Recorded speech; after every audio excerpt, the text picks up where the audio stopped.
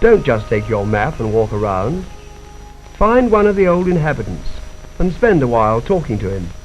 You will find out more about the village this way. You will hear of the village green, its old cottages, and of those who have lived in them.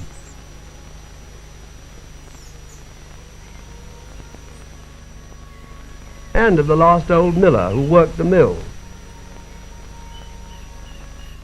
From the old man's conversation, you will find that the village will come to life. The appeal of the relics of bygone days, of ancient buildings with all their historical associations, will be increased by the insight you will get into the life of the village as it is today.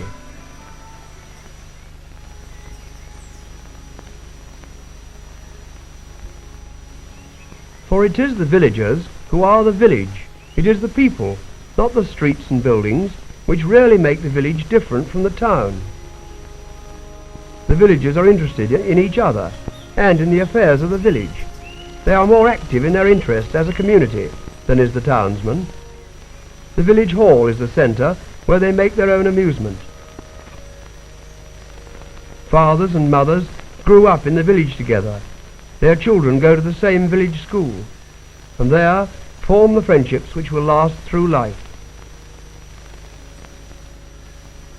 But when they leave school, their future is wider than was their father's.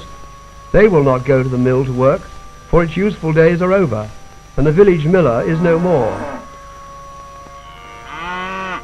Mastery of the scythe will not be theirs, for this is yet another skill that is passing with the years.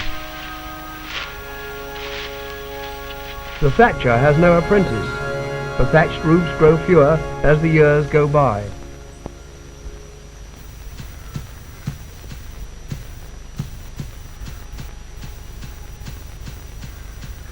The village blacksmith carries on his ancient trade.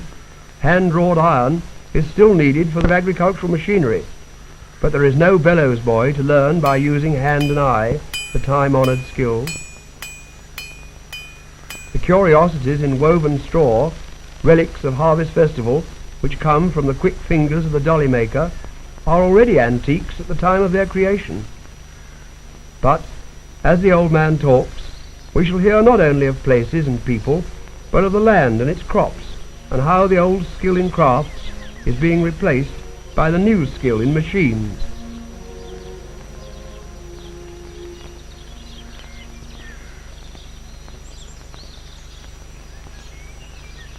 The countryside and farming have not stood still. Youth does not follow the old traditions, but is taking readily to the mechanization of the land.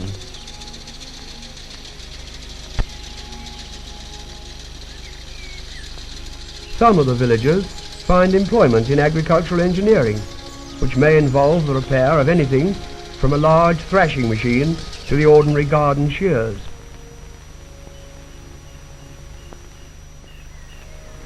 The village grew up around the river crossing and became the meeting place of roads.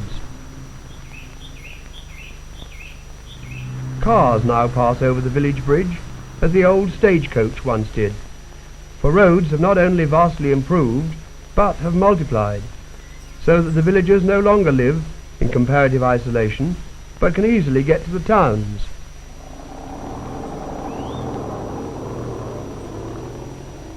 All that remains of the tracks along which their ancestors walked or rode on horseback are the footpaths, preserved as short cuts across the fields. And now the time comes to take leave of the old man and make your way back home.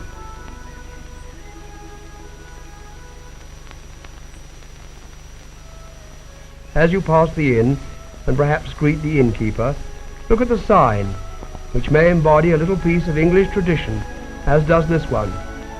Its man in green tells of spring merrymaking, of village jollity, and days of happy festival.